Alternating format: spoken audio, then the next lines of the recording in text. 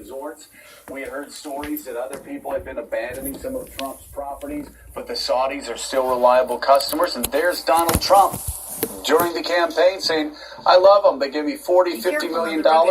It's just like Don Jr. back in, 2009, 2010, saying, we love the Russians. We get most of our money from them. Yeah, for all the circus of Kanye West in the Oval Office yesterday, to me the most striking comment came from the president in the Oval Office when he talked about Khashoggi, and he wondered, as we heard in that clip, is he actually a citizen? He's not even an American citizen. He is a legal resident, by the way.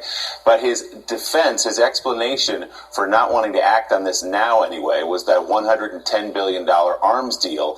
And the President of the United States, talking about a man who's credibly been accused of having been abducted, murdered, and dismembered, said, what am I going to do? Give up that $110 billion deal so Russia can get the money, so China can get the money, and they make the deal with Saudi Arabia? It all comes down to money with him, but we're talking about a Washington Post reporter who is a legal resident of the United States of America in Virginia. And, of course, the reports are, and they're still just reports, but most people believe, Mika, that he was lured to the embassy on a plot that the leader of Saudi Arabia knew about, MBS, and then he was killed and he was dismembered. And Donald Trump's response, hey, we get a lot of money from him. And he was So there are Trump's values, not American values. Those are Donald Trump's values. And one more thing for voters to think about as they go to the polls this fall. Saudi sheiks, their cash and their oil, Trump's American values.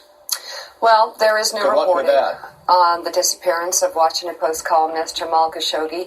He walked into the Saudi Arabian consulate in Turkey on October 2nd and hasn't been seen since. According to the Post, the Turkish government has told U.S. officials that it has audio and video recordings that prove Khashoggi was interrogated, tortured, murdered, and dismembered. The Post also reports that Turkish officials are hesitant to release those recordings due to the fears they could reveal how Ankara spies on foreign entities. NBC News has not been able to independently confirm the reports, and Saudi Arabia claims Khashoggi left the consulate soon after entering and denies a role in his disappearance. As Willie mentioned, in an interview yesterday, President Trump expressed concern that Khashoggi may have been killed during a visit to the Saudi consulate in Turkey, but went on to praise U.S. relations with Saudi Arabia as, quote, excellent, and insisted that any potential consequences for the disappearance of the U.S.-based journalist would not be economic. There are certainly other ways of handling this situation, but I will tell you up front right now, and I'll say it in front of senators, they're spending $110 billion purchasing military equipment and other things. If we don't sell it to them, they'll say, well, thank you very much, we'll buy it from Russia, or thank you very much, we'll buy it from China. There are other things we can do. Let's find out what the problem is first, okay? I would not be in favor of stopping a country from spending $110 billion, which is an all-time record. First, I want to find out what happened, and we're looking. Again, this took place in Turkey, and to the best of our knowledge, Khashoggi is not a United States citizen. Is that right, or is that right? It's a permanent resident, okay. We don't like it, John. We don't like it, and we don't like it even a little bit. But as to whether or not we should stop $110 billion from being spent in this country, knowing they have 4 or 5 alternatives, 2 very good alternatives, that would not be acceptable to me. For what it's worth, the Washington Post notes that the president claim about Saudi Arabia making $110 billion in arms purchases, which he has been making since the spring of 2017, is false. The Post notes that most of the publicly announced items from a summit in 2017 had been previously announced by the Obama administration, and there appeared to be few, if any, signed contracts. Rather, many of the announcements were memorandums of intent. A year and a half later, they conclude that the $110 billion figure is not real and unlikely to come to fruition, and even if it did, it represents sales far into the future. Joe. Another lie, of course, but we're used to that. And, Gene Robinson, we're even used to Donald Trump selling out America and undermining America's values and selling out his soul and his administration's soul for cold hard cash. And here he's talking. It's a smokescreen, really, where he's talking about. It's just like with Vladimir Putin. He defends Vladimir Putin and has since December of 2015 on this show. And he did it because of the Russians, as Don Jr. said. That's where they get a lot of their money from Russia. And he's been wanting to build Trump towers in Russia forever. Here, it's about money for Donald Trump, too. He's willing to hawk American values, allow a Washington Post colleague, a columnist, one of your colleagues, to be chopped up. And he said, we're not going to do anything about that. And this, sadly, it's not shocking, because this is who Donald Trump is to his core. That was a grotesque performance in the White House yesterday, and just explicitly equating, well, on the one hand, this awful, unspeakable thing happened, and they did it. On the other hand, they give us a lot of money.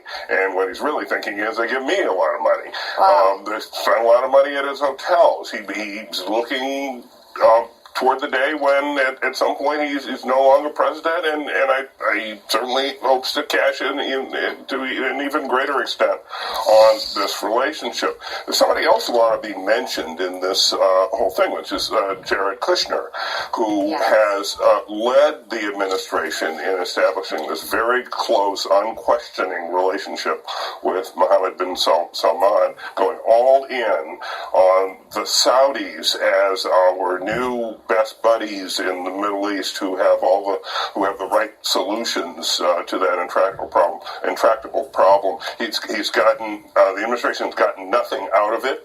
They were supposed to get all these better relationships with Israel. They haven't gotten that. They haven't gotten any sort of peace dividend. It's amateur Gene, hour. you don't understand. Gene, it's not amateur hour. They weren't looking for that in the first place. Well, you're right. They're looking for they're looking for funding for their projects, whether it's 666, whether it's Donald Trump's hotel, whether it's Kushner properties, whether it's Trump properties. We have said this from the beginning. I can't repeat this enough.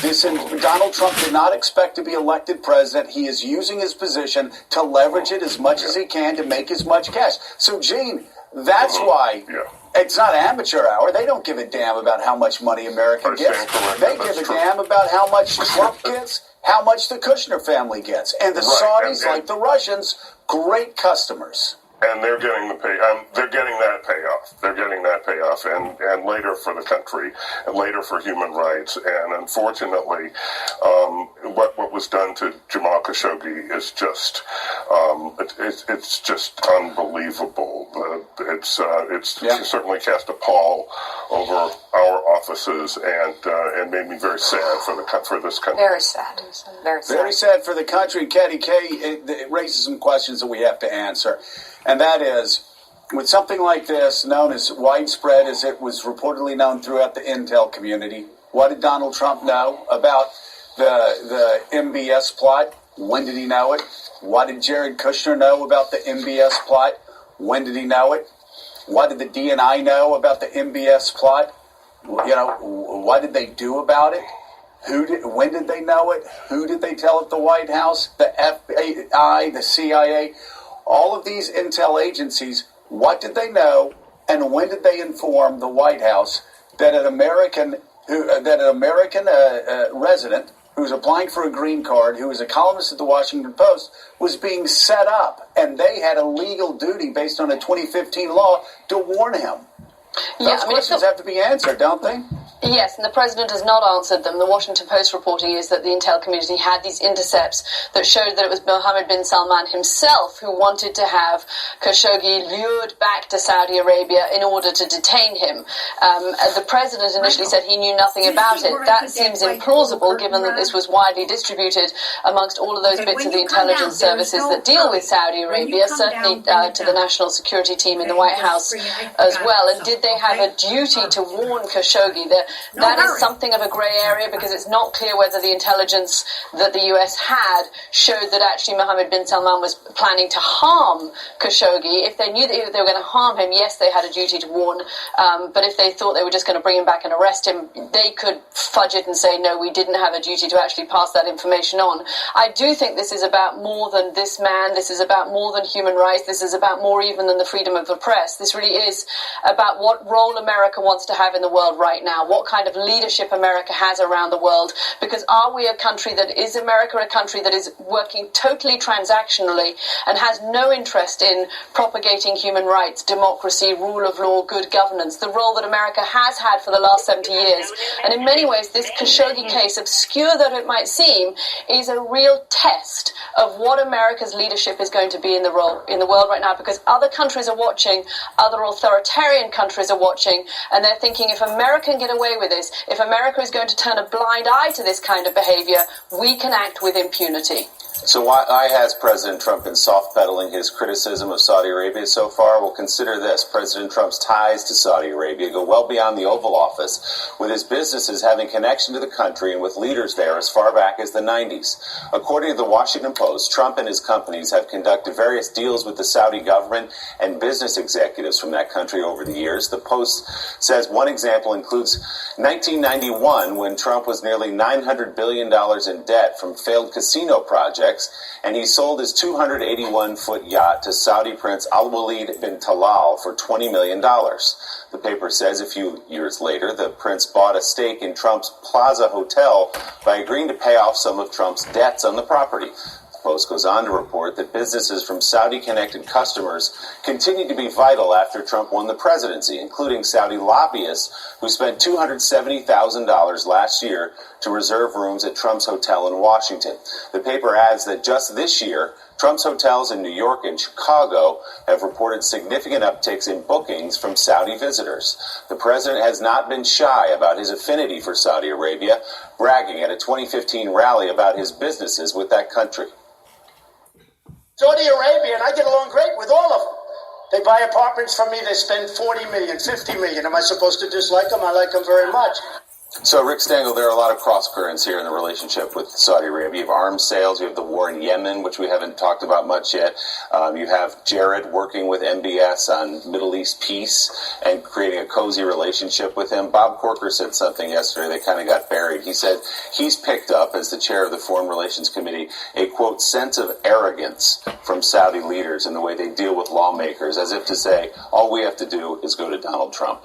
By the way, let me just say first, Willie, is he the worst negotiator in history? He takes the biggest thing off the table before he even negotiates with the Saudis, which is the arms sales. Is that good negotiating? If you're a good negotiator, you say, well, we'll have to look at our arms sales, and they're very high, and we know we're the best arms dealer, and they don't want to buy it from anybody else. No, Trump takes it off the table. He's a terrible negotiator. Secondly, as I think I mentioned, I met with Mohammed bin Salman in Riyadh at midnight for 2 hours in early 2016. He's a very compelling figure. I understand why he and Jared get along. They're both princes. You know, the Saudis understand that the son-in-law also rises in American politics. They can deal with that. But the problem is he's a very mixed bag. Yes, as he told me in that meeting, I'm going to let women drive. I'm going to let people go to the cinema. But he's also doing this indiscriminate bombing in Yemen, which is a humanitarian disaster. He brought all of his fellow princes to the Ritz-Carlton without due process and extorted money from them. He doesn't understand how to operate in the modern world. There's good and bad. A more traditional American administration would go, look, MBS, you know, we like this, we don't like that. If you do more of this, you can have a better relationship with us. But with Jared and with Trump, it's just completely an open door. If you're spending with us, you can do anything with impunity. And the fact that they are not outraged about an American resident being killed in a Saudi consulate is just really extraordinary. It really crosses a red line. So, Rick, why do you suspect he's playing dumb? Because we already know from published reports that U.S. intelligence intercepted communications of Saudis talking about abducting Khashoggi. U.S. intelligence knows that the Saudi government was out to get this Washington Post columnist. So what's he up to here? Well, if that's the case, and let's presume that it is, I mean, I think he's looking to not have culpability. I mean, what is the first job of of the President of the United States to protect American citizens and American residents, and he let everybody down. And the fact that they might have known this in advance and not warned the Saudis, not called Mohammed bin Salman. What's the use of having a personal relationship with someone if you don't say, hey, dude, you